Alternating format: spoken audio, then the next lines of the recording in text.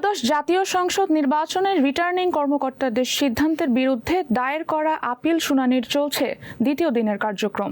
রাজধানীর আগারগাঁওয়ে নির্বাচন কমিশন ভবনের অডিটোরিয়ামে রবিবার সকাল 10টা থেকেই শুনানি শুরু হয়। ইসি সচিবালয়ের জনসংযোগ শাখার পরিচালক মোহাম্মদ রুহুল আমিন মল্লিক জানান, কমিশনের ঘোষিত সময়সূচি অনুযায়ী আজ ক্রমিক নম্বর 71 থেকে 140 পর্যন্ত আপিলের শুনানি অনুষ্ঠিত হচ্ছে। প্রধান নির্বাচন কমিশনার সিইসি এএমএম নাসির উদ্দিনের সভাপতিত্বে পূর্ণাঙ্গ কমিশন বিকেল 5টা পর্যন্ত এই শুনানি গ্রহণ করবেন।